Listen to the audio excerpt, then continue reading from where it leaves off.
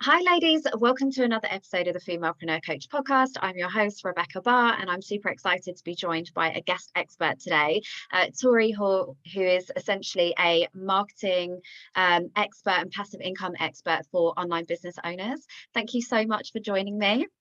Thanks for having me. I'm excited. This is actually my first ever podcast. It makes me so happy, and literally I'm so excited. I was saying just offline before we started chatting that I've already been like stalking Tori a little bit online, because inevitably when I bring on a guest, that they always like negate all of their like massive accomplishments and really downplay their success, and I'm always like intrigued what I can pull out and things. But I'm really excited to speak with you because I think we're super aligned in terms of our value and our commitment and work ethic and bigger picture mission and all of the things. So I can't wait to dive into it. So thank you. So I always like to kind of jump in initially. So obviously if you want to share with the women like an actual like official intro to your journey to entrepreneurship, that would be really exciting, because I just love like how we all kind of just find our own ways and really, you know, just bring something unique to the table as to how we even do this thing called entrepreneurship. So what is your journey? Amazing. So it was kind of an accident. So basically, I always wanted my own business, but I failed all of my GCSEs bar one at school. So like never went to college, never went to uni. So like, I mean, on paper, I looked like a complete failure. So that was instantly like a block. I'm not good enough. I'm not smart enough. Like, how could people look up to me, trust me, whatever? And then COVID happened. We all remember that. And I had loads of friends that had their own businesses. One in particular was like a wedding hairstylist, which rightly so panicked. Like, oh my God, my business is going to go under. And I had more free time. I was working a full-time job, but obviously weekends and after then I was like, I've got nothing to do. So it's like, you know, I help you with your social media. So we were like trying new things. And I was helping a few other friends as well. And even though she was a wedding hairstylist that couldn't work, like wasn't allowed, we still got her fully booked for like 2 years, because we were snapping up all of the dates where everyone was cancelling their weddings, pushing them back. Like, we were getting all of those bookings, so she was securing deposits. We also she was getting like brand collaborations, like promoting products, everything, and she started making more money than what she was doing before. So I was kind of like, maybe I can do this. And then that's like what inspired me to start. And also during COVID, my partner lost his job. It was a brand new job. He'd only been doing it for like 2 months, so he didn't get a redundancy pay. And we'd literally just emptied our savings on him to do a plumbing course. It was like £5,000 that he couldn't even take because of COVID. So we had nothing left in our savings. We went down in income. A story for another day. His car also got blown up down the road. Yeah, trouble. So we were in like a really shit position, like massively.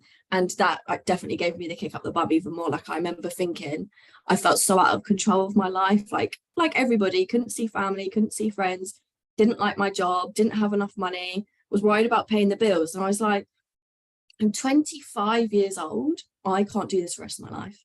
Like, what is this? Like, I never, ever, ever want to feel like this, be in this position like ever again. And that was really like the driving force for me, and supporting people that were like me in that situation, didn't have loads of money to get started, didn't have, you know, loads of time because they were working full-time jobs. So ultimately that was what became my mission, was supporting people who maybe didn't have the best start in life, or were in like really bad situations and needed support without paying, you know, tens of thousands for it. So that's how it all kind of came together.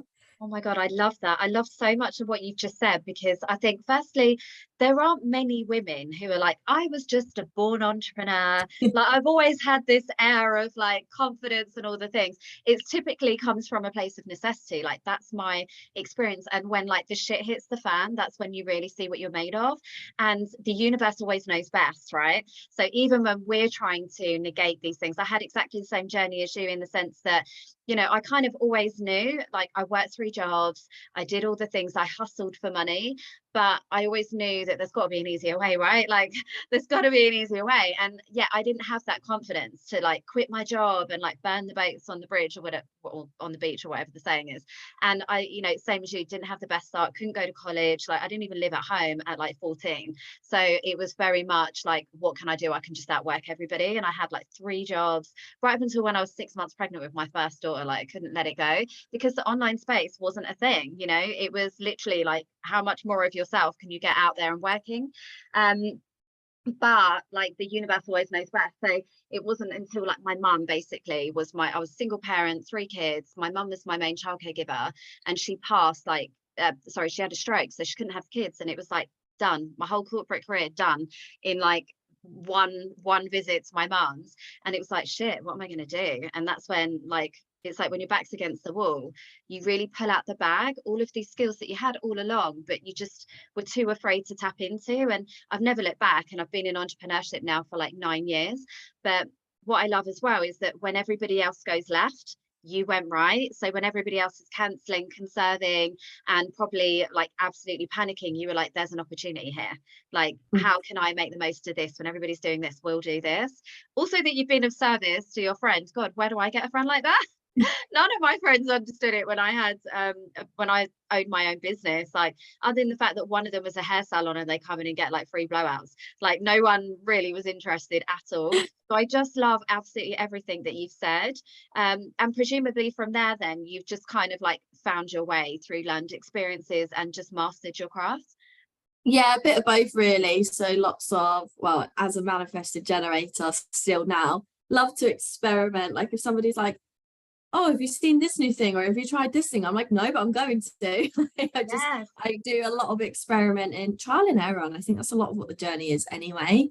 And then also, you know, courses, coaches, all of that kind of thing, like slowly made my way through it all. But I would say the biggest lessons have all come through the personal experience, the failed launches, and you know, the times where you're working yourself to being sick. Like it's all lessons learned, isn't it? I think that's where the biggest breakthroughs and transformations happen.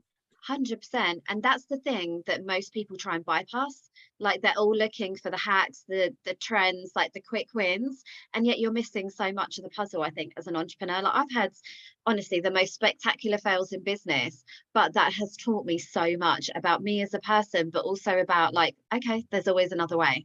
Like it's given me a whole new level of resourcefulness that I wouldn't have had otherwise if everything had just gone so easy. And I do think like it's a shame when people really are just, like I say, trying to bypass that part of the process, because that's when you really find out what you're made of. And yet I think it's trying to balance that with the pressure of being perfect online, isn't it? 100%. And I actually think that's where, and it's funny, I was talking to a friend about this the other day, as an industry or just in the online space in general, I think, and yeah, I can include myself in this sometimes too, maybe we need to do better with the messaging that we give. There's like this huge trend now where it's like, hustle is toxic. You know, I only work 2 hours a day and I make 7 figures a year and this and that. Like people are now being fed that they don't need to work. They can bypass all the shit and land on their feet, you know. And whilst I'm not saying that's not true for those people, they don't share everything before. Yeah, 100%. Oh yeah, this is like such a big bugbear for me.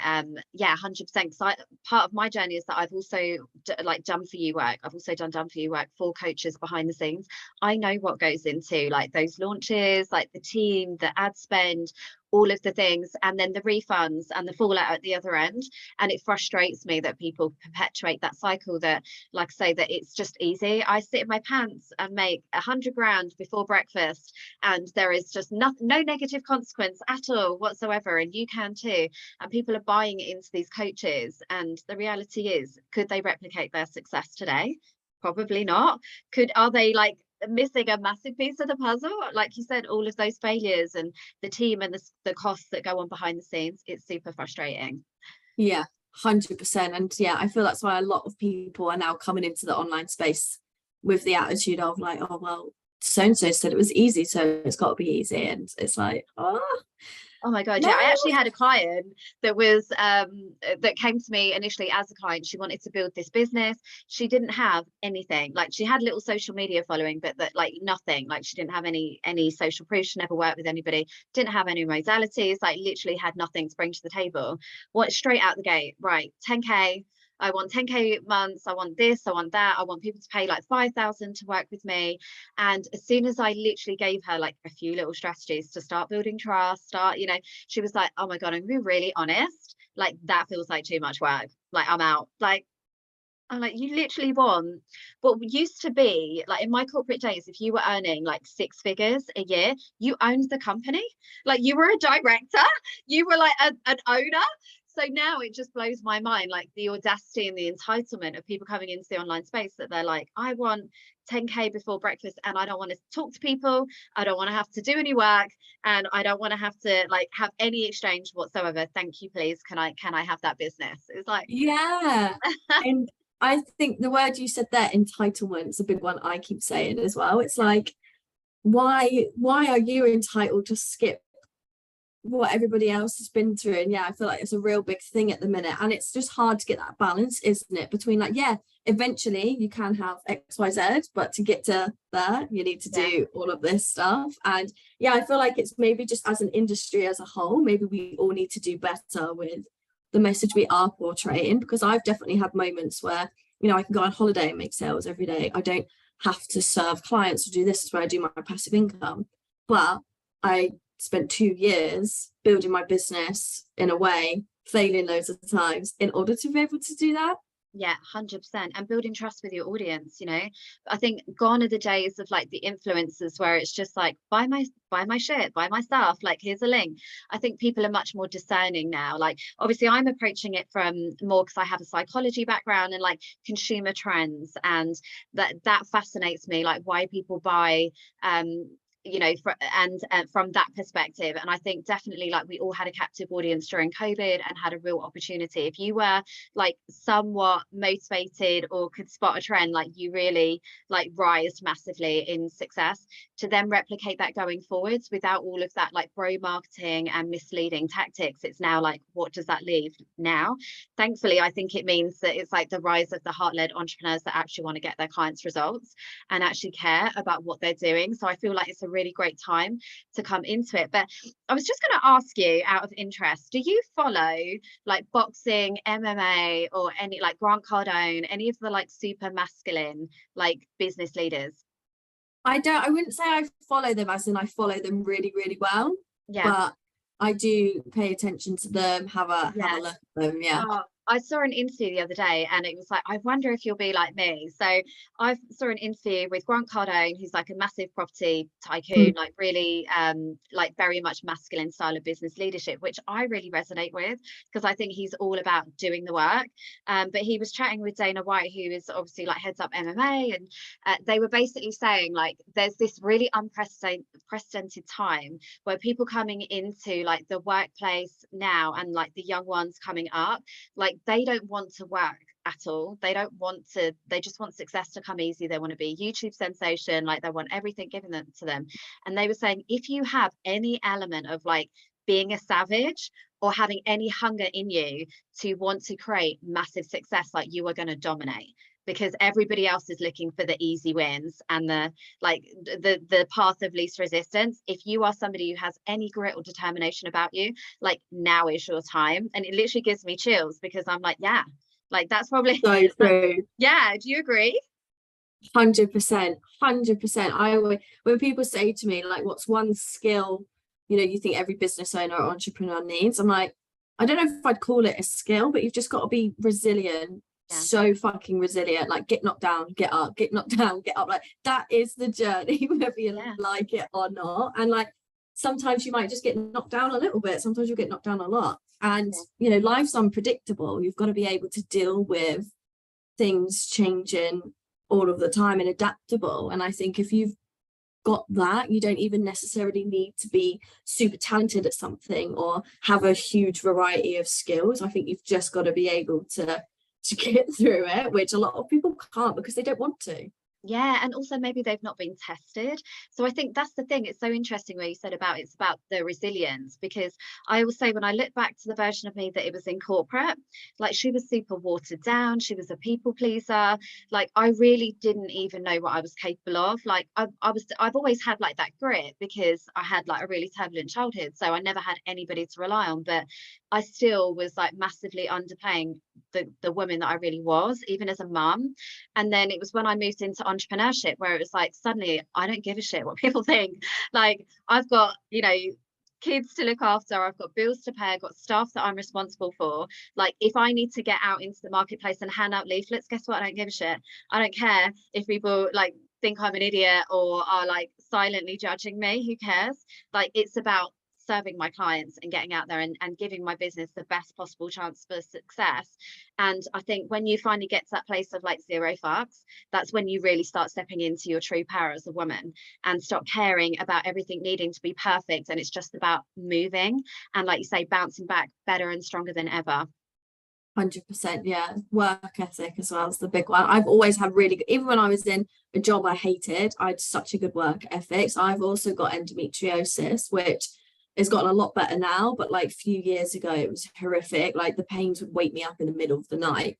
But I'd be in A&E at like midnight, get home at like 3 a.m. I'd be in work at 9 a.m. the next day because it's like, well, I've got a job to do.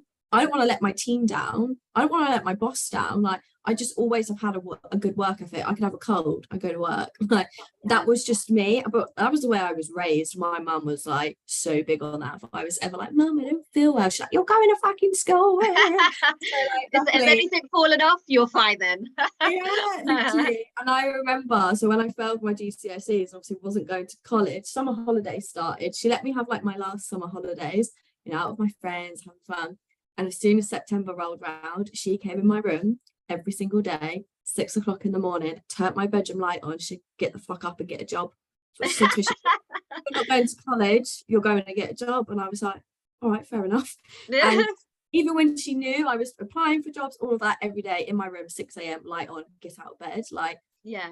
At the time, I remember being 16, like, I hate you. you're a bitch, like, I hate you, and none of my friends' mums do this. And now I'm like so thankful for it because that's the kind of work ethic you need, especially as an entrepreneur. Yeah, 100%. And funny enough, I did this exercise with my daughter. So I've got one daughter who wants to be homeschooled, and I think that's probably exactly the right thing for her. But I was like, right, well, come to me with a plan then. What's the plan B? I'm not finding it. You are going to tell me what it is, and I will help you to find like the right path to that end goal. So she's off, like, bless her, she's like doing a presentation and all the things. So we'll see about that one. But I've also got another daughter who is like, oh my God, she is going to take over the world. Like she, from the minute she came out, she was like, literally walking at 9 months. She was like, literally, if she could drive, no use to me whatsoever. Like she fed herself, she weaned herself, like she literally is so independent, it's ridiculous. And everywhere she goes, she takes over. Like even on holiday, like she's got a band of kids following her, she's helping like the leaders at the kids club, like she just owns the place. And she's really interested in like building YouTube and all of these things. And I was like, but I need to know why. Like if you think it's because it's going to give you easy money, like even I've got a YouTube channel, it takes time. So I was like, right, sit next to me, it's the summer holidays. I'm like, right, you will sit next to me for the next hour, you will see everything I do, you'll go into the applications that I do, like we'll discuss like hashtags and all of these things, and giving her a bit of it, because I also think she could be my PA one day. So I'm like just letting her know like how I like my coffee and all the things as well. I would definitely have her on my team, but it's like you need to know the boring side of it. I'm not going to sugarcoat it. Like guess what, you're not going to be an overnight success, and even if it's a YouTube channel, I want to know the concept. Go and do some research, come back, show me the channels that you want to like emulate and all the things. And I know that my other son is like, oh my God, you're so mean, like I just want to game online and make money. And I'm like, boy, that won't make you money. Like you need this like baptism of fire and like the detail that I'm going in to actually like make money. I'm setting you up for success. Like be grateful. Yeah, it's what you said. Be grateful. Yeah, it's what you said about to your daughter, like, but why do you want to do this? And that's so important. And I think loads of people are like, I remember thinking about my why all the time, and like sometimes it can take a while to figure it out. But I think unless you've got that, you haven't got motivation. Like people say to me all the time, how do you stay motivated? I'm like, I don't know how to not be motivated, because I know what I'm motivated for. I know what I'm working for my gains, my clients' gains, even like the community gains, like everything, like, you know, there's a bigger picture going on all of the time, split into, you know, lots of different reasons. But I think if you don't have that, you don't have any motivation. Like it'll be easy to wake up one day and go, oh, I'm not going to film that YouTube video today, I'll do it tomorrow. And then the next day I was like, oh, do you know what? I'm going to do that at the weekend. Actually, I'm going to go out with my friends instead. Oh, I'm feeling motivated this week, so I'm going to get back into it. And then I'm going to drop off the face of the earth for 2 weeks again. Like, I feel like that's why a lot of people lose their motivation, is because they haven't figured out why they're doing what they're doing. Yeah, 100%. And then as soon as they don't see results, they're like, yeah, I'm out. Like this feels like too much hard work. Yeah, I absolutely get that as well.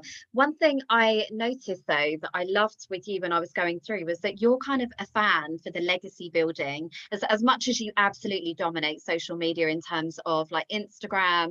I wanted to dive into that actually. Some of the success that you've had has also been like quick wins. And massive success in a short period of time. So I wanted to dive into that. But I also love that you focus on like SEO, Pinterest, and longevity of content and brand building. Like that feels really exciting, because most people, when they're like, oh, I support people online, it's Instagram, Facebook, and TikTok, and that's it. And I always felt like as an entrepreneur, I didn't even have those things for a long time in my business. Even when I was coaching, it was mainly offline before I moved to online, that I was like, there's so much more, like there's such a bigger piece of this puzzle, and longevity and sustainability in business. So I love that as well. Yeah, 100%. Lots of people, that's why people get tired really easy as well. Like Instagram is, I mean, I'm a huge fan of Instagram, always have been, but it can get tiring, I'll be honest. Like, you know, showing up every day, and you know, it is a quick win platform. You post, you get a result, you post, you get results. Like you post and then it lasts for ages, and people are going to see that post for like a week, and you're going to be in their mind. It's like, no, you got to go again, we got to go again, we got to go again. Like it can be tiring. So it's like not even just for like the sustainable growth for your business, but like for you as well. It is hard. It can be so hard. So you encourage your clients to balance out the two, to have those like longer footprint platforms. Don't know how to articulate that. Yeah, so yeah, just stuff that lasts a bit longer, takes the pressure off a bit more, and of course more visibility as well. But to be honest, it depends on the business as well. So I work with, in true management style, a real variety. I've got product-based businesses, service-based businesses, online businesses, I did them all. And again, this goes like to the messaging online. There's a lot of the product-based businesses will say to me, well, so-and-so said they only use Instagram. And I'm like, so-and-so is a coach charging $10,000 per client. That's why she's making 100 grand a month on Instagram. You are selling products for £20. If you want 100 grand a month, you need hundreds of thousands of eyeballs on your business, and you need to get yourself out there. So it's like sometimes really like business dependent as well. Like you may get away with just being on Instagram, but particularly lower ticket businesses, I'm a low ticket business as well. A lot of the stuff I do is low ticket, so it does become a numbers game for me as well. I need lots of visibility to keep my business going. So yeah, I would say it's good for anyone, but predominantly for the lower ticket businesses. Yeah, and it's, people negate that, like they really underestimate it, don't they, the numbers that are required to really get any meaningful types of conversions. What would you say? I usually say somewhere between like 1 and 10%, but that's assuming that even everybody in your audience get to see your content. That's the thing as well. Yeah, so yeah, I would say like for social media, yeah, like that 1 to 10%, but on like, and again, depending what type of business you have, that's where it gets complicated too.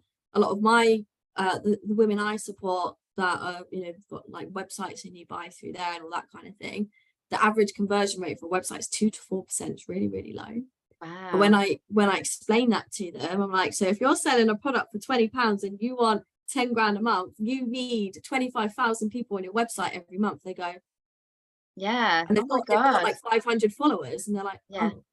Okay. Like, yeah, we need to get to work. Yeah. So what would you do in that scenario? Is it a case of like just finding the best platform for the right thing? Is it a case of switching the mindset? So what I realized was, as a coach, I'm a content creator, and fortunately for me, as a manifesting generator, like I love that element anyway. You know, I'm a writer, I've got my YouTube channel, I'm a podcast host, so those are things that I'm doing anyway. But trying to explain that to new people coming into the coaching space, where it's like, you're essentially a content creator, because like you say, like, people need more before they will invest in you. It's not as easy as just, oh, I just show up and give value anymore. There's so much more to it, and it's getting into that mindset, I think, people really struggle with. 100%. Yeah, in those situations, yeah, multiple platforms is the best way. You guaranteed more eyeballs. Doesn't have to be more work either. I do a lot of cross platform promoting. So if I film something on TikTok, it gets saved to my camera roll straight away. That can be posted on Instagram at some point. Vice versa. You can also post them onto Pinterest. You can turn a carousel into an email. You can now post carousels on TikTok too, which is really cool. I've seen that. Yeah, so it's a lot of like cross-platform promoting. It doesn't have to be like, oh my God, I've got to do a different post on each one. We can be really smart about it. But ultimately, if those are like the big numbers that people need, unfortunately, it does come down to posting a bit more. It's always what I tell people to do. That's what I do as well. So I tend to post 2 times a day, sometimes only one. But I split it up between like one growth style piece of content that I know is there to purposely try and attract people to the page, get them engaging or whatever. And then one that's maybe more dedicated to nurturing and selling. So like you've got that consistent balance, because the issue I see the most with people is they're either too much top of funnel, getting the eyeballs, or they're too much bottom of funnel, making the sales. So then they're either just getting loads of followers and not really getting any sales, or they're getting sales and they burn out their audience and then they're done. So it's like finding that balance, and it looks different for everyone, but in general, it's kind of, you've got to think about the types of content to like balance out your funnel. So you've got that constant, you know, it's constantly going through it. People are always somewhere in that journey. Yeah, and it's setting that intention, isn't it? A lot of the time I see people really struggle with understanding that social media is an opportunity to sell.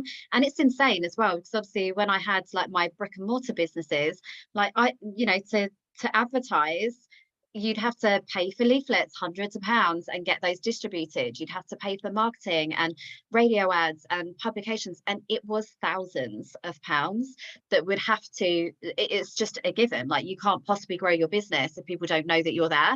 So you would have to be super proactive coming into the online space, and people are like, I have to pay for Canva. Like, what?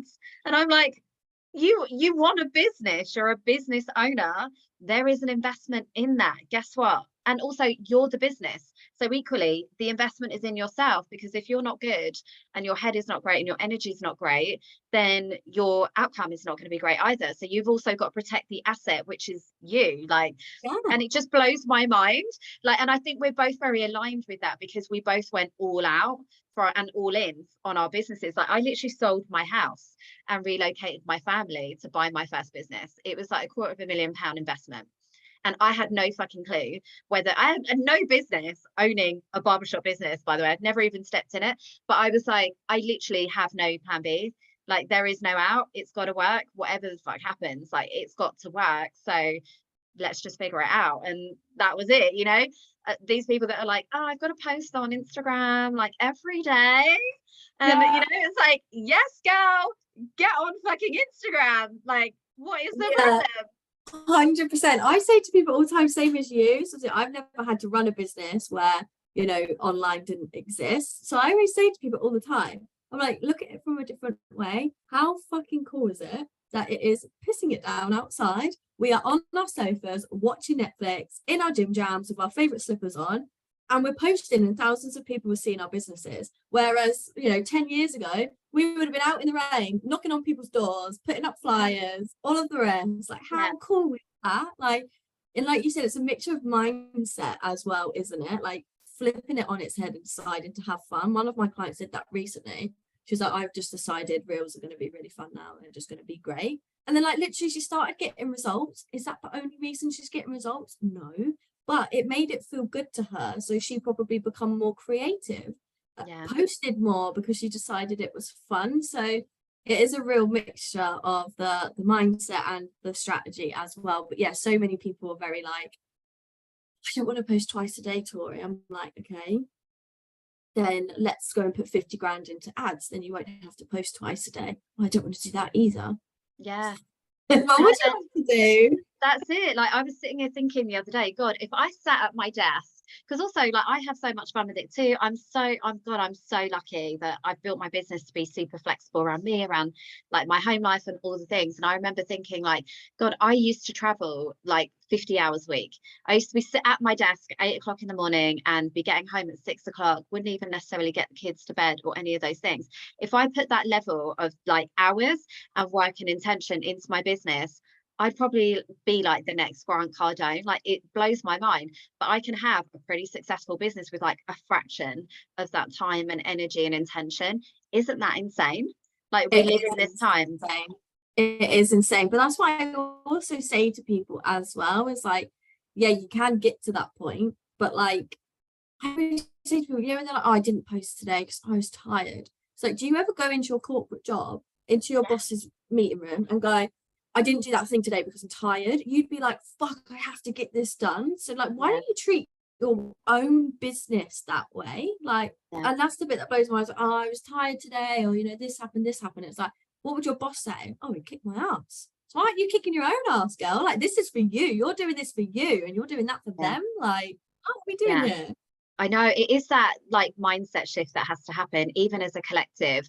Like, we're so ingrained to believe like, just, you know, having a job, it equals safety, and the reality, it doesn't. They will cut you in a heartbeat, and I saw that all around me during COVID, and it broke my heart. Like, people that have been super loyal. Fortunately, I was already out of that by that point, and I was dealing with my own issues in COVID, having a barbershop and a hair salon. It was a nightmare.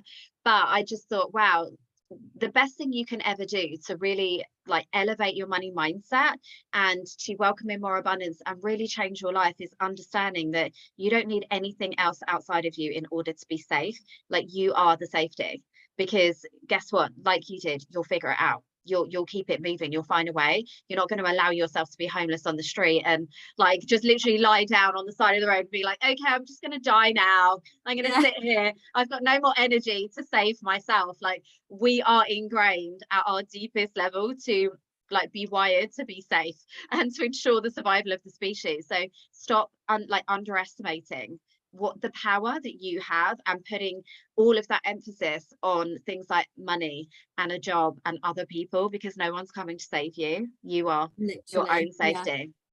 100%. And I always think as well, the times where I've maybe have felt unsafe or maybe anxious, whatever the feelings are, because something's going on, have always been when the biggest breakthroughs have happened or the best ideas have happened, because you're forced to think differently. Like, you're forced to think, okay, this has stopped working, or this didn't work, or this is new. Like, the cost of living crisis, I hate talking about it because it's depressing, but for me, that was the first time I'd ever really navigated one, because the last one, I was young, living at home, like I was still in school, like I didn't know what was going on. Like, I was still being fed, had a roof over my head, I didn't have to stress. So it's like my first time ever navigating it, also having a mortgage and having a business through it. And I'll be honest, I panicked big time. And everyone was starting to talk about it, I was like, what am I going to do? Like, I'm going to lose everything. Like, because I lost loads of clients overnight.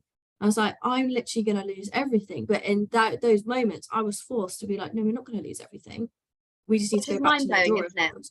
It's mind-blowing that clients would pull out of the one thing that can actually change their reality.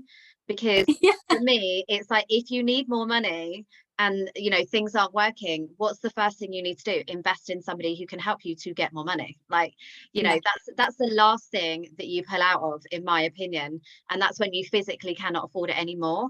But to have access as an entrepreneur and have the ability to be able to literally change your whole life with a phone, and that's it.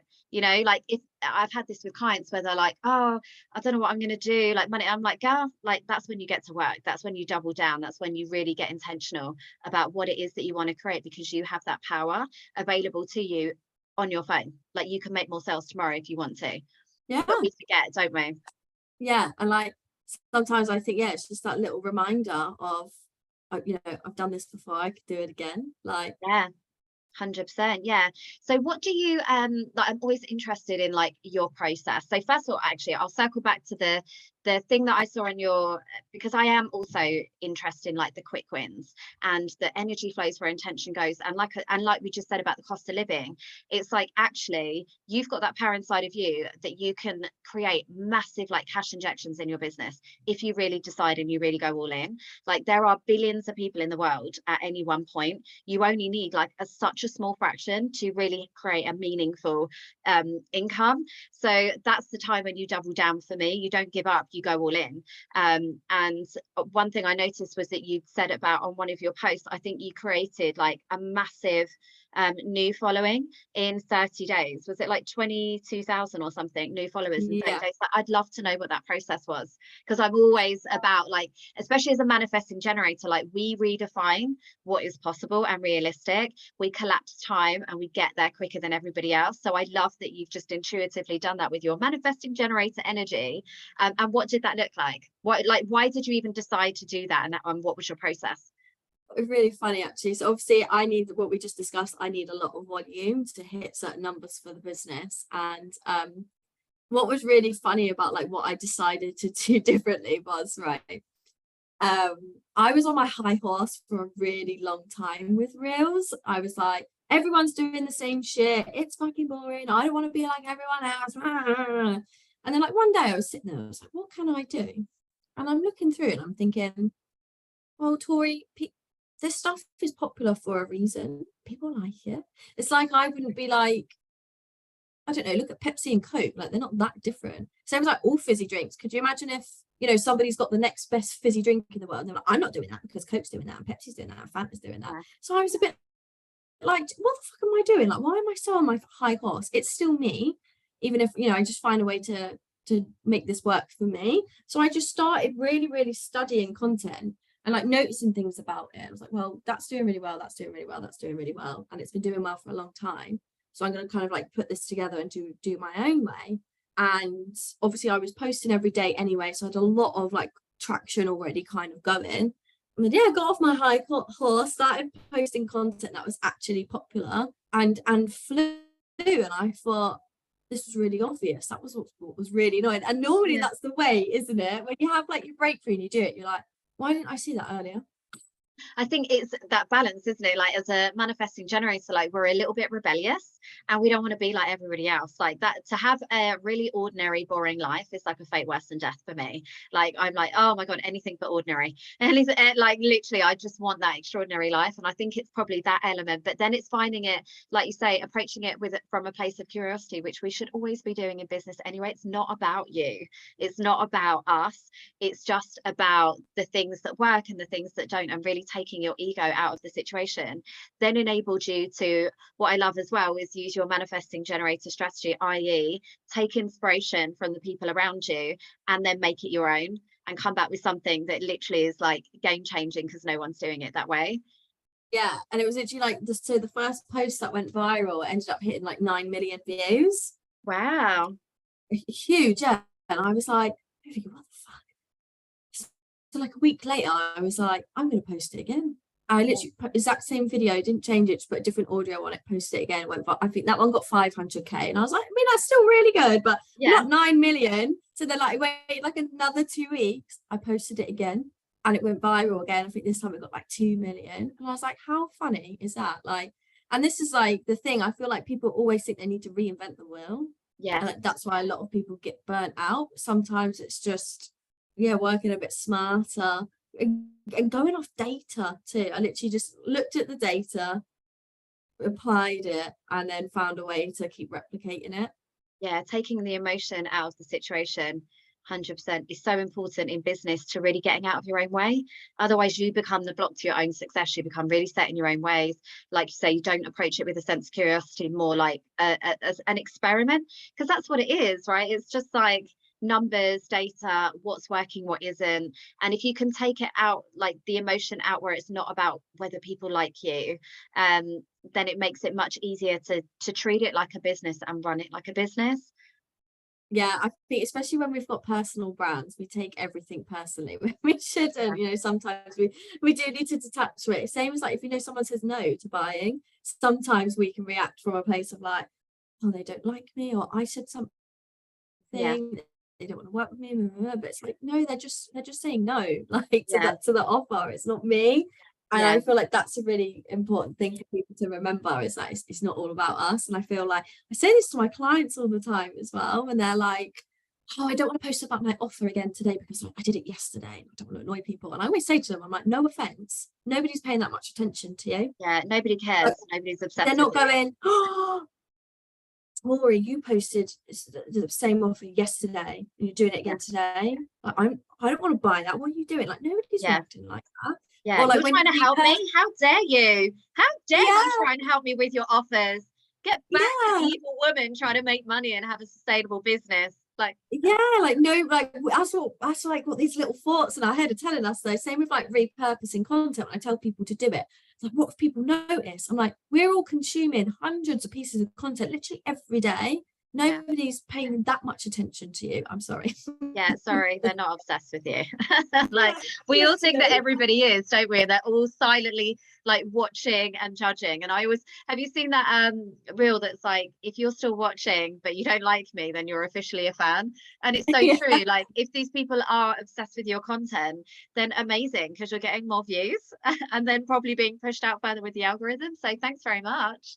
yeah, totally. But yeah, I always say people aren't paying that much attention. I know for me as well, I'm on in and out of Instagram like a yo-yo. So I'll be like, probably after this podcast, I'll probably grab my phone, reply to messages, look at Instagram and go, oh, I fancy a cup of tea. I'll go make a cup of tea, and then I'll probably make the cup of tea, go sit at my desk, open Instagram, put it back down, start working, and then Yeah. I will How have a do look you, at it again. I'll go out food shopping, have a look in the car, then go into the shop and come back out. And it's like that's life. Like people are living like this and oh my they're not God. paying that much attention. 100%. My partner literally can't even have like go to the toilet without having his phone and all the things. I'm like, what do you think that you are missing in that? Like, well, I'd say like 2 minutes, but we know men like they're in there for bloody Yeah. hours.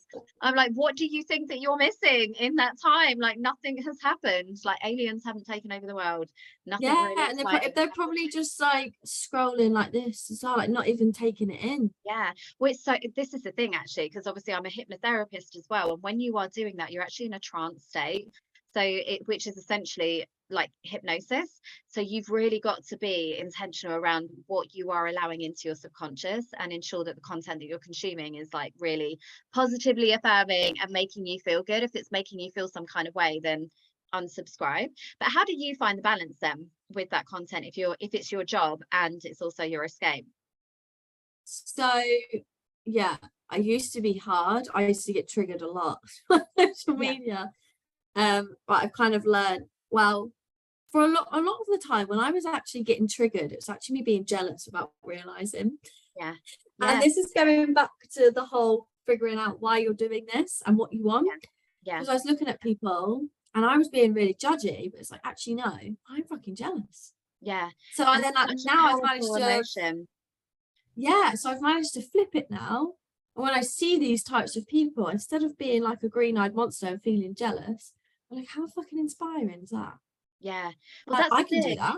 I can That have that. Like, if they've done it, I can do it. And like, so I've gone from going on social media, getting myself worked up in a state like, oh, that person, who the fuck do they think they are? And no, I don't like this and I don't like that, to actually being like, do you know what? Fair play. It's like a like, totally different emotion. I'm like, that's awesome. Like, that's what yeah. I want. That's so powerful. And I love that you've done that intuitively, because jealousy is such a powerful emotion and it gives us really incredible feedback, because essentially what we're saying, we're triggered by that because we've got a belief that we can't have the same success. So it's when you have those scenarios where it's like, oh, it's okay for her, like she's got X, Y, and Z, that's self-preservation. And it's like, actually, if there's a part of me that wants that, what is the part of me that's telling me that I can't have it too? And it's really good to then, start working through those limiting beliefs and reframing like you have done, so that actually it can become really inspiring instead. Yeah. And it's like you said about the strategic point is like getting curious. It's like just asking yourself, like, why am I so pissed off by a social media post? Like, do you know what? Sometimes it's a matter of, I'm on my period, I'm just not in the mood. Like sometimes that's it. Yeah, You just got back to get away from the curious. phone. Today is not a good day. Yeah, like just get curious and just think, why has this affected me so much? You know, sometimes I think I'm being an idiot, or Yeah, sometimes I'm like, do you know what, actually I'm just a little bit jealous, and that's okay for me to feel yeah, that way. It's just affirming to me, this is what I really want, this is what I'm working for.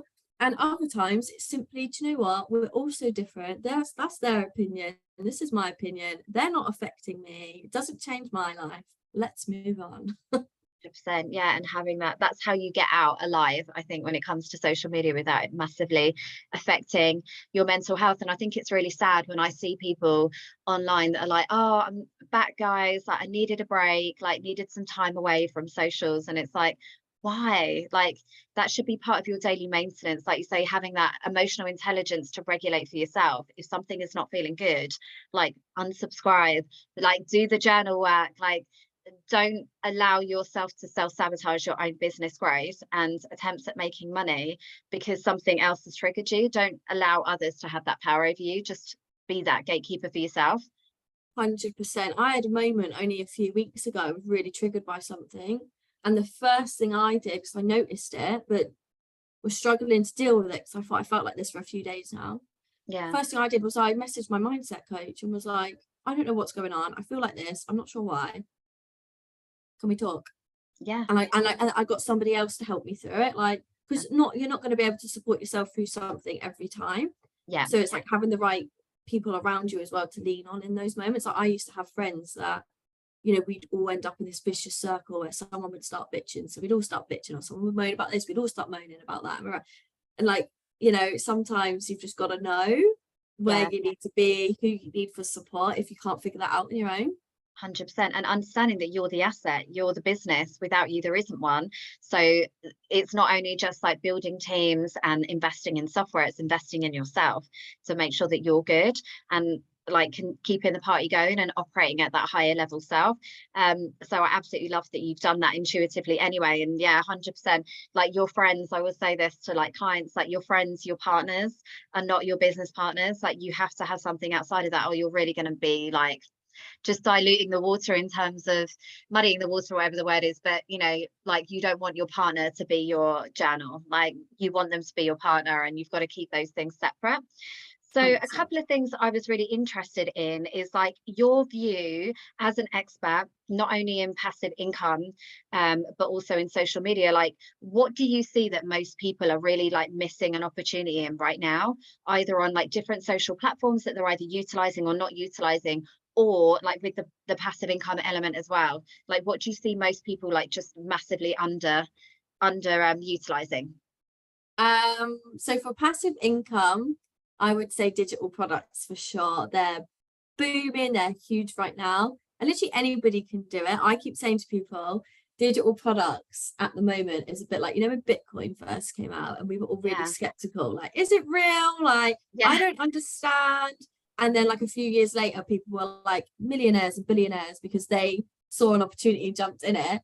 I feel like that's what the digital product industry is going to be, is that it's going to get a point where you're too late. You haven't jumped yeah, in fast enough to really capitalize on it, or quickly, because it's going to get harder. Same with everything, right? Like when TikTok first came out, it was really easy to grow on the platform because there was less users, less competition. Now, if you started from scratch on TikTok, it would be a lot harder. Not impossible, of course, yeah. but a lot harder. So it's definitely something people need to jump on, like now. And when you I say think digital products, do you mean like digital downloads, like PDFs, workbooks, or do you mean like courses and lots, programs? yeah, lots of different things. So yeah, whether it's like a course, a masterclass, an ebook, could even be like printables, templates, all sorts. I've sold a bit of everything. Again, manifesting to generator vibes. So I started an Etsy shop in December last year because I was bored. Like the business was really quiet because I set it up that way. I was like, I want to chill in December. Like I had my membership, so you know, really like low effort stuff for me. But I had all this free time, and I was like, oh my god, what am I going to do with that? And So let's fill it up. yeah, like, oh my god, everyone else is working, like what can I do? So I was like, I'm gonna start an Etsy store, you know. And I started this Etsy shop, and I put my own stuff on there, so like ebooks, masterclasses. But then I was looking at what products were trending on Etsy. I was like, I can make those. And one of them was like these little editable Christmas vouchers. So, you know, like if you booked somebody a holiday to New York, but Yeah. you still wanted to give them something, you could like print Yeah. off a little voucher, like you're going to New York, that on it. I was like, oh, I'm just going to create a Canva template, whacked it Oh up my on. God. I thought you just said like eatable vouchers. And I was Oh, like, sorry, no, like, editable. no, sorry. I honestly, that is my little ADHD brain. I'm like, would you eat it? Like, sorry. I That's why hope my face is a bit like, not. oh my God, I love that idea. That's so great. Whacked it on there, and within like, I think it was like just under 2 weeks, I sold like 400 of them Oh my God. on Christmas Day as well. It was so funny. I made like 100 sales on Christmas Day. I was sat there with my dad and Ryan, and eating dinner, and my phone's going ching, ching, ching, ching, ching. Oh, And they're I going, love what's it. that? I was like, I don't know. Yeah, it was insane. So then I was like, well, I'm gonna look at what else I can do. And Yeah. yeah, started buying an Etsy shop as well. So I never promoted my Etsy shop on social media. I've done like 1,100 sales now just from people going on Etsy. I Yeah. started Ryan a shop as well. I was like, baby, gotta get on this. He's done like 900 now. He doesn't even like social media. We're complete opposites. He's like, oh, I hate it. I don't understand it.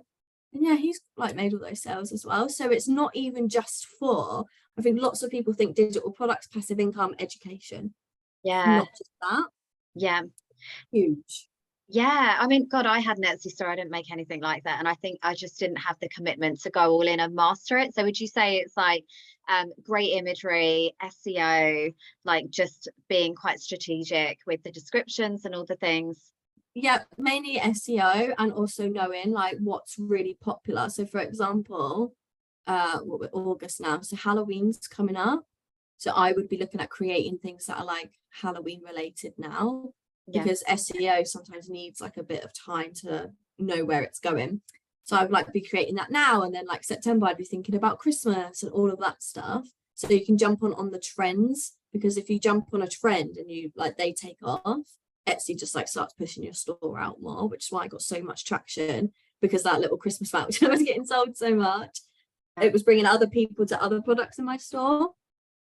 I love it. And it's like the same sort of skill set, isn't it? Where it's like identifying a trend, optimizing SEO, like getting into the mindset of the buyer and what they might be looking for. And then just, making it as easy as possible for them people to invest in you. Like, I love that. So obviously that's still an opportunity. So in terms of like social media platforms and all of the things, like what's your view on Threads, like Clapper? Have you used that? Yeah, I had a look and I completely forgot about it. Same as Threads, and I kind Yeah. of didn't really see it Yeah. massively taken off anyway. I like it, but I keep Yeah. forgetting about it. I just feel like it's not what people were looking for. Yeah, I agree. I loved it for a minute and then I was like, no, this is annoying. And also I think as a business owner, it's like I don't need people to know the woman behind the business. Like social media is for sales.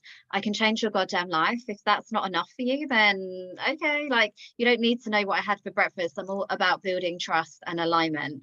But I almost feel like it's a bit intrusive. Like Yeah, it doesn't have to be a diary. Like we don't need to yeah, share all the intricate details. That's what I say to people all the time. They say to me, people say to get personal. How personal do I get? And I'm like, well, it's nice to know a bit about you, but you don't need to share what colour knickers you're wearing, or yeah, the argument you had with your boyfriends this morning, or yeah, that you feel like shit today and all of that. Like, you can kind of, yeah, we don't have to give everything, but yeah, yeah, like you said, it's nice. So we've got to build that trust.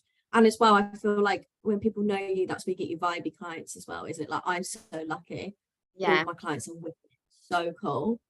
But yeah. it's because they the way I show up, they're like, oh, I like her too. So, but yeah, but then there's a line, I think, isn't there? I see some people going like really overboard, and I'm like, Yeah. And also like the backlash, that the audacity that people might want to utilize it to promote their businesses. It's like, girl, we're all here to make a living, and that's what social media is. Like, I don't need to consume loads of content around everyone, like, and this is maybe a bit of a lone wolf syndrome, in the sense that because I've never had a community and a family, and I don't really have a friendship circle anymore either. It's like I've never been super invested in everyone around me, and like, ooh, what are you eating for breakfast, ooh, what are you watching on Netflix. Like, I certainly have a community, but it's like, if you're in my tribe, it's because you already know, like, we are super aligned in all the things. Like, I don't have that need for relevance, where, like, God, my ex literally would be like, it'd be like pen paling everybody, and it's like, oh, so I was chatting with this one, WhatsApp group with this one, on socials with this one, and I'm like, where is the need to, like, just be relevant and just to be checking in with everybody all the time? I'm like, I'm good, just me. Like, I don't need all of the things, and to know what, like, Karen down the road is doing and all the things. Like, I don't need that level of validation and all of the things. I don't need them to know what I'm doing. Like, I'm good. It's, Yeah. it's, it's quite an interesting place for somebody who is just used to being so, like, the center of all things for themselves, to then, like I say, with threads, where it's like constant downloads and updates. It's like, I don't need to know. And I Yeah. really don't want to know, if I'm honest. Like, Yeah. and I don't want to have to give away that part of myself either, because especially as a manifesting generator, like, girl, my day's erratic. Like, I'm all over the place. I'm here, there, doing 100 different things. It would be quite exhausting for somebody to follow, like, my thought process throughout a day. 100%. Yeah, I definitely think it's not what people are craving. So I don't see that one lasting much at all. I've also got a funny opinion on video content as well. Not anytime soon. I think it'll be a while. I personally think video content's going to die out eventually again, just like it did with Vine. Do you remember Vine? No, no. Oh, so Vine was kind of similar to TikTok. It was like short form videos. Yeah. Really, really popular, I reckon, for maybe a year. So TikTok's done really well, and then it just died out. Yeah. And what's the reason? My reasoning behind this is because we've watched video content, short form video content, die out before. And also, TikTok now introduced carousels to the platform. So that tells me maybe they're noticing a little drop in the interest. Yeah. And then furthermore, our attention spans are a joke. So it used to be we had like 6 seconds to get somebody's attention. Now it's 3 seconds. Like, that's how much people are just going, oh, and scrolling away. And I think eventually, like, people are just gonna stop with the videos because we can't hold the attention. I notice me doing it as well. Like, I'll start watching a video, and if it starts to, like, go on a little bit, I'm like, oh, I don't have time for this. And I'm like, Yes. oh my God, that's Yeah. How can you imagine me with ADHD? Like, 100%. Yeah. I get really fatigued very quickly, but then equally, as a content creator, I find it really frustrating, because I'm like, I can't add any value here. Like, I can't say it quick enough. I already talk quickly as it is. Like, can people even get any value from this content anyway? yeah. So I think eventually everyone's gonna kind of just be a bit like with it. Not anytime soon, but I do think that will happen eventually. Yeah, interesting. I've noticed even on YouTube that they're promoting, like, the live feature now as well. And that's a really great way to get growth, even over, like, shorts. So apparently, I've heard. So I think do you see it going, like, full circle back to, like, genuine connections, longer, like, relationships, and people would just be more discerning with where they're placing their fucks to give?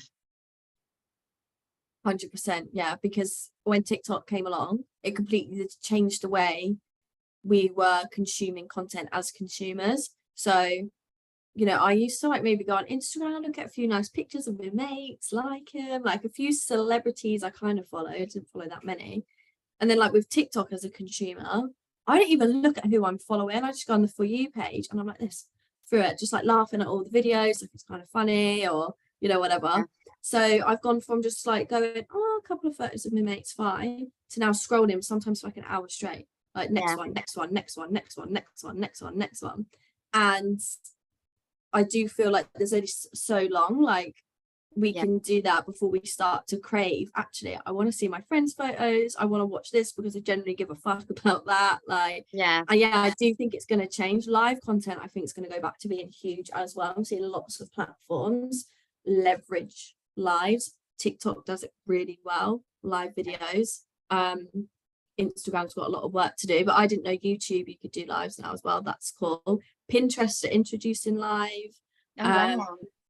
I feel Yeah, a bit sad for Pinterest though. It's like it was such a sacred space for just like beautifully, carefully created content and like blogs and all of those things. And it's like, you don't, girl, you don't have to do like, you don't have to be TikTok. You don't have to have like the pins and stuff with the short form content, like you say. It's like that's not your home. Like that's okay. You don't need to do that. I don't want them to yeah. be doing lives on Pinterest. Oh It's but going back to like what we said about entrepreneurship and stuff, like it changes all of the time. And I do think yeah. it's something that will be reversed. Yeah, because Because otherwise, like every platform's friends, the same. Like if they've all got the same functionality, how are you ever really going to dominate any or differentiate any element of what you offer? So as even like Clapper, God, I obviously when everybody said TikTok's going to be banned and all the things, get over to Clapper, I thought, okay, I'll be an early adopter, and it was like the absolute wild west. Like the content and stuff that I was seeing was just you can't ever unsee it. So I was like, I came off it pretty quickly, but I was like, there's no point of differentiation now between you and TikTok. So why am I going to bother with you? I've already invested like time into TikTok, so I imagine that will die out now. Um, yeah, yeah, yeah, I do but that's think what's it'd going to be happen, isn't it? It's going to dilute the attention of everybody if they're all doing the same thing. 100%, yeah. And that's why I think, well, when I do get visible, we do Instagram, TikTok, Pinterest, and SEO, because I feel like those are the four platforms, well, are the most popular, apart from Facebook, maybe, but also have very clear intentions on what you're doing on them.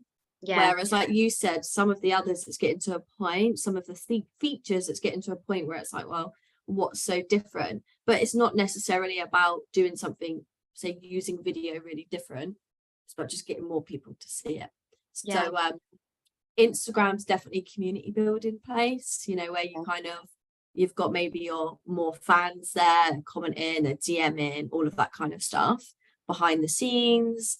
And then TikTok's definitely an outreach platform. So I don't know if you've noticed, but majority of the time when you post on TikTok, you get seen by more non-followers than actual followers. yeah, So I think TikTok's a great place for that constant outreach, like reaching new people. Also quite good for community as well. The live features, product-based businesses, the live features they have on TikTok are insane because of TikTok yeah, Shop. They yeah, really, really push that. Pinterest is more for, like you said, your blog posts, or even driving people to your Instagram email list directly to your paid offers as well. And the best thing about Pinterest is the longevity of the content. So I've got a pin on Pinterest still getting saved every day from August last year. It's done nearly a year and it's still amazing. going. If I Yeah, posted that on Instagram, it would last a few hours, 24 most, and then it would be done.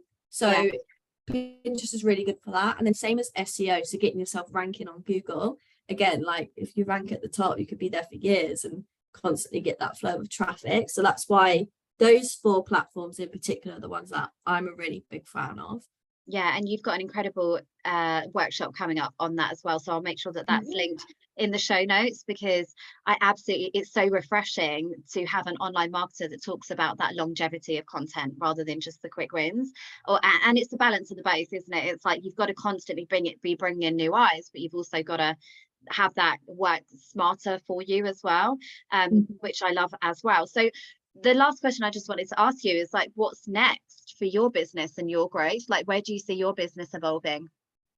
So I find, as a manifesting generator, I find this really hard to answer. Like I know a few things I want to do next, but then I know for a fact at some point I'm going to go, no, I'm not vibing with that anymore. I'm vibing with this more. But Yeah, in general, like think something that I know for sure is Social Success Lounge. It's my membership, it's my baby. I'm obsessed with it. It's definitely something that I want to spread far and wide. It's a great community. It's a great price. The support is like next level. And it could change hundreds, thousands of people's lives. yeah, So I know for sure that's really important to me. Another thing I want to do as part of the business is, again, I have no idea what this looks like, is some kind of charity or foundation, don't know what I would call it, for helping kids who are like me, who failed school, not because they're dumb. Like I yeah, wasn't a stupid kid. I was smart. I'm very smart, but yeah, I didn't have the right support system at home. And just wasn't interested. Like yeah, I it's like I knew from there when I was a teenager, like this is bullshit. I don't need this. And I know there's loads of kids that don't have the right support, fail school because they don't have the right support, but they're not stupid. They've got talent to give to the world. So I kind of want something where it supports those kids who can't go to college, can't go to uni, to either do a startup or support them Yeah, through like uni. some sort of I don't know. entrepreneurial element. Oh my God, yeah, I've got my stepson would be perfect for this. So he like, again, just like completely failed by the schooling system in that there's nothing there that really, and school really doesn't set kids up for the future, because the future is AI, it's like VR, it's everything is going to be online at some point. So even like my daughter, who's like a massive creative, she's an artist, her school has like a whole art block which has lots of different mediums and all the things, but they don't do digital art. And I'm like, how is, like, at what point in the future when she wants to go out and get a career is she going to be sitting there with fucking pastels and like a notepad? Like it's just not equipping them for the skills that they need for the future. Now Taylor would be amazing at like, I imagine, like video editing, and could really set up a business where he could edit videos for YouTube, or he could run people's socials, because he lives and breathes the online space, and it's about like recognizing that little bit of talent and putting it into a usable skill where they could then also, you know, create their own income. Yeah, because lots of people, I think they don't even know what's possible for them. So when I was at school, we were told, so I left, when did I leave school? 2011. So I was really that generation where we had like the best of both worlds. Social media was like rumbling as we were like coming out of school, but we also had that balance where we still went and knocked on each other's doors and was like, yeah, I'll meet you halfway, all that kind of stuff. We had a really nice balance. But we were told, I was told by teachers, you won't be able to get a job on social media. You won't have a calculator in your pocket when you leave school. You won't have this, you won't have that. Mate, I've got the world in my pocket now. Yeah. But we're not taught that at school. So it's like recognizing the other opportunities. Like I've got friends who are like really good graphic designers, but have never done anything with the skill. They're now thinking about it because they're watching me. But I'm like, mate, you could be like in Hollywood editing movies and all sorts, but they never even tell you that at school. So not even like going off to be an entrepreneur, but like what other careers are out there. I feel like you're kind of told, boys, you know, you might be an electrician, a plumber, a roofer, something like that. Girls, you're going to go do hair and beauty, social care, childcare, something like that. Or you're going to work in an office. Like that's kind of what the class that is shown. And I'm like, just, it's a big world out there now. So I want to, kids, whether they want to go get a good job and go to uni, or they actually quite fancy the entrepreneurship journey, I'd love to have some kind of charity foundation, whatever it is, that supports those kids. Like that's really important to me. So those are the things that I know for sure that I want to happen. God, but that I'm would sure be incredible. there'll be lots of different important to me. And I resonated with something you said earlier when you were like, you're a coach second. And I've always said to people that I'm not the marketing girl. Like that's not what I want to be known for. Like I'm not just I'm so much more than that. Like I really want a podcast, but I don't want it to be an extension of your business lounge. It's an extension of me. So those are like the other things as well that are kind of in true manifest and generator style, rumbling in the background, like all the different routes that I'm going to take. Yeah, because I'm so much more than just marketing. I feel like lots of people who start a business or become an entrepreneur, they then like consume that as their whole identity. And I'm like, no, I'm more than this. 100%. Yeah, and absolutely, that's very true to your energy type, in that it's like you could have lots of different passions, but also you know, take what you need from one experience, one season of your business, and then really create something unique over here, which just really gives me life as an entrepreneur to see incredible, like fresh, innovative offers, services, containers, and leaders stepping forward. Like that's what really does it for me. It's like, oh yeah, that sounds interesting. I've never heard anybody say any of that stuff before. That feels really exciting. So honestly, thank you so much for your time. I'm so conscious, like this is probably my longest podcast episode ever, because I was just so excited to chat with you and really get your view on like trends and just, you know, work ethic and all the things. I knew we'd have so much to talk about, and I am you know, I'm just so excited to be able to witness your growth on the sidelines and be championing you as well. And I'm, you know, so excited for all of your potential clients that are going to be coming to you. And because I know they're in super safe hands, and that you're going to really enable them to build a business that is sustainable and scalable, and, you know, something really unique, which is exciting. So if anybody wants to find you, your Instagram handle is Your Business Lounge, isn't it? Is that the best place to find you right now? It is the best place to find me, yeah. Fantastic. And you've got a incredible workshop, which I'm actually thinking about myself because Pinterest is something that is like, I have an awareness of, I have an understanding of, but I would love to know how to utilize that better. So I would actively encourage anybody that's listening to jump into that 2-day workshop, because genuinely this is like that legacy building, brand building, omnipresence that I always talk about. And it's the smartest way to leverage your time and energy is by being everywhere and really getting the most out of everything that you're creating. So I would absolutely encourage everybody to run over to there and invest in that. I'll get the links and stuff so I can pop it in the show notes too. But just thank you so much for being so gracious and so generous with your time and your expertise. I know you'll be supporting a lot of the women that are listening right now. So thank you so much. Thank you for having me.